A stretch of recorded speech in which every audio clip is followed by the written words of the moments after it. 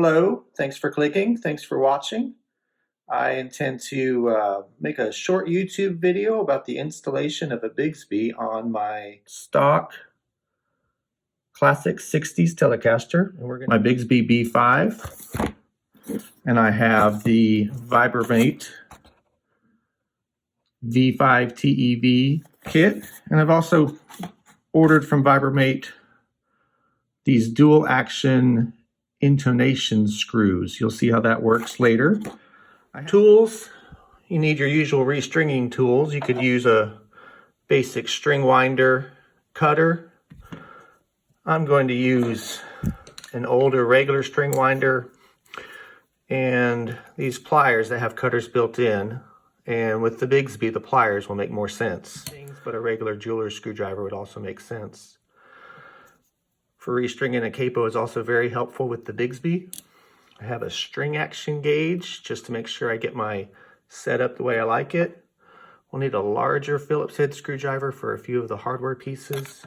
I also have some dial calipers. I thought this might be handy to try to get my intonation regular. I can measure the distance of the saddle from the back of the bridge plate and then reproduce that measurement with the new bridge plate that goes on. Let's take a look at the parts that we're going to be installing. Okay, the basic Bigsby B5 kit. It includes your flat mount Bigsby B5 tremolo, the tremolo spring and nylon bushing that installs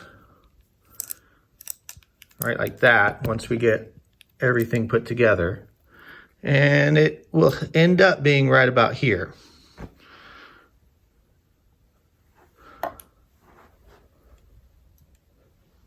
The Vibramate kit for this project, it includes a metal plate, and it has some acorn nuts and some small plastic washers, and it has a hole in the back that goes inside the strap button mount.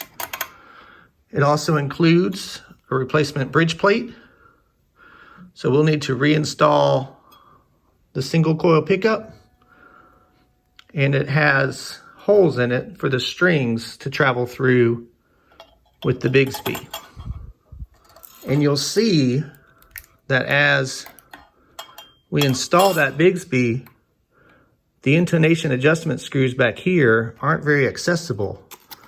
So these screws from this dual action Vibramate kit have little slots in the end so that the intonation can be adjusted from this side once they're installed.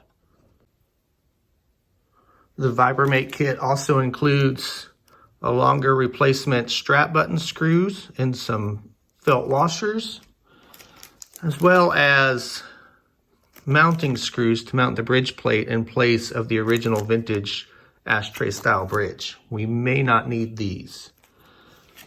We may not need this.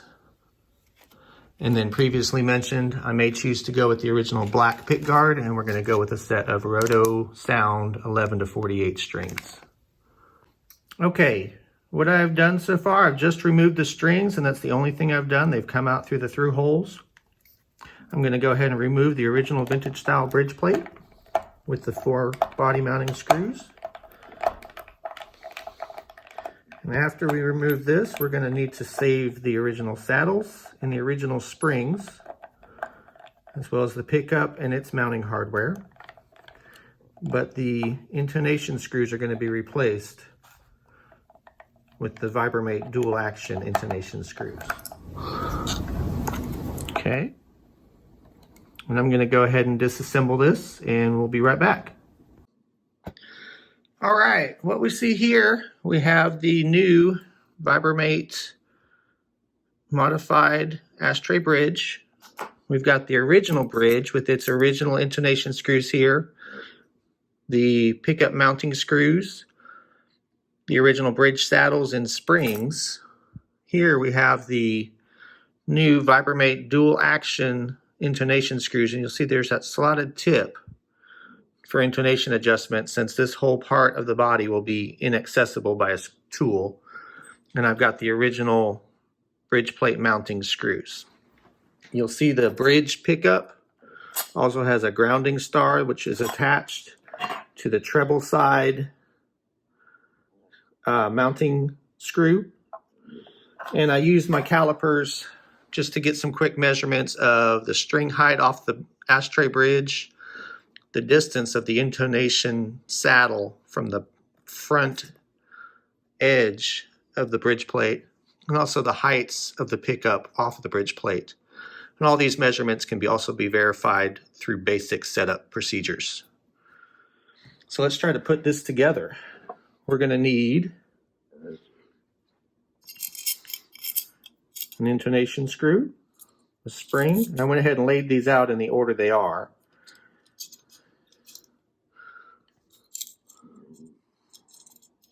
So this is the B and the E. I originally thought that I had to take care to make sure that the saddle didn't get flipped upside down, but you'll notice that the slotted heads are only on one side of each saddle. So we'll go ahead and get these mounted in. These dual action intonation screws from Vibramate come in two sizes, a standard and a metric. It's worth noting what size you need. This being a vintage spec made in Mexico guitar, I'm using these standard size threads. If you have maybe a Japanese built Telecaster or perhaps a Squire, you might need the metric size threads on these intonation screws. And let's try to get this pickup in. Getting that grounding lug is probably the trickiest part.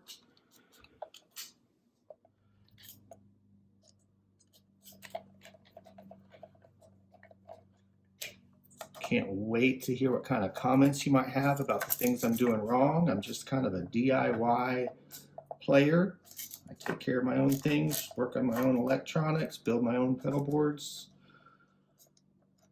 But this is a pretty simple process, and these products are designed for do-it-yourselfers.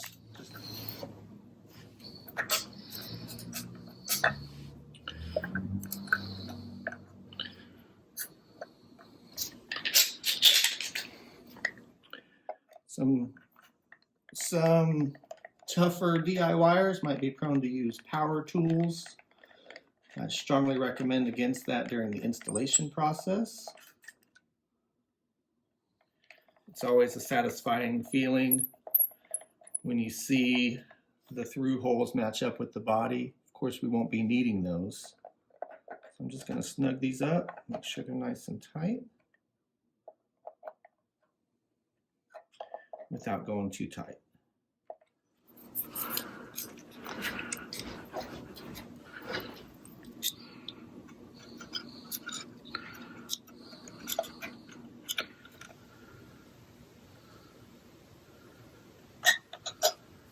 All right, we're ready to move on. I've gone ahead and installed the Vibramate bridge plate. I've checked the height of the pickup and the distance of the intonation screws from the front, the inside edge of the ashtray to the back of the saddle, but those will be able to be verified later during the full setup. But a regular small flat-headed screw is now able to adjust these from the tips. There's also a set of intonation saddles and screws available from Callahan. I thought it'd be good to try out the Vibramate versions of these. What we're going to do is we're going to install the mounting hardware. It'll go here. I'm going to remove the I think I need to get you more in the shot. The strap button. I've gone ahead and removed the acorn nuts and the small washers that were on here that will install the Bigsby onto the bridge plate. According to the Vibramate instructions, we need to remove these felt pads from the Bigsby. So we're going to go ahead and peel those off. I'm going to store these just on the original bridge plate and keep all the removed parts in one place, just in case we want to undo this modification. We're going to remove the rear strap button. Vibramate did include a longer screw, which is black. Doesn't seem to match anything else on the guitar besides the pickup. You'll see that we've got these little tabs here. I'm going to install that underneath. There we go. Let's drive this home and see how it fits.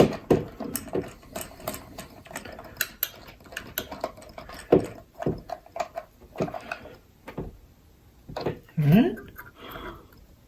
Looks like it's all pretty sturdy sound, nothing's shifting, so we'll have good support as we install this Bigsby right here on the bridge plate. According to the Vibramate instructions, these little rubber washers go on top.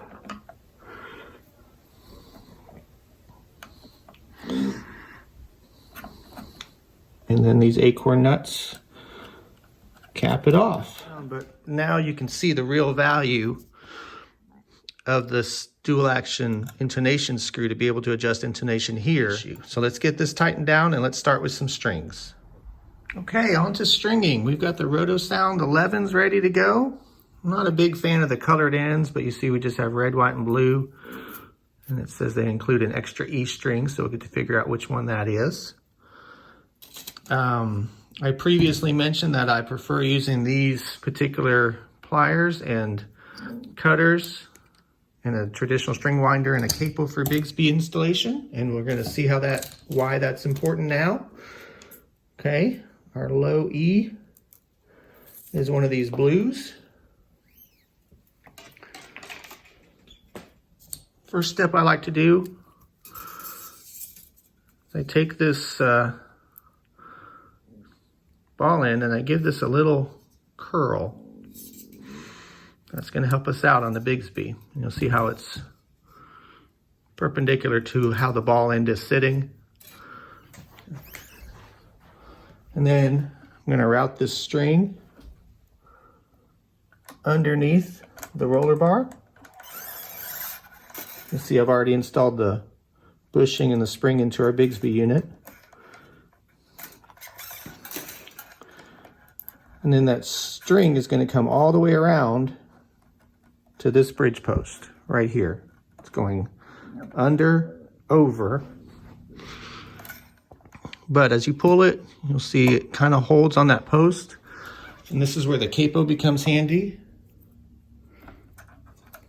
because now I can capo the string wherever I like on the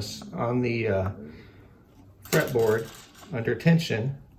And I have this tension held here all the way to the capo, and then I can just run it to the string post and string as normal. Now we're at tension, and right here the string is held in place. And we can do that with all 6 strings. All right, we've got the high E string bent, ready to install underneath the roller onto the post. Pull it tight. Capo.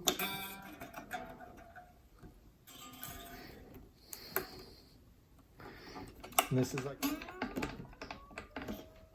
and we are good. Strung up. You'll see I went ahead and tried the black pick guard. I'm not sure if I'm a fan of that. Fortunately, I have the body mounted neck pickup, so it's an easy swap without having any other things going on. But a tune up, verify the intonation and the saddle heights, and we are ready to go. Thanks for watching.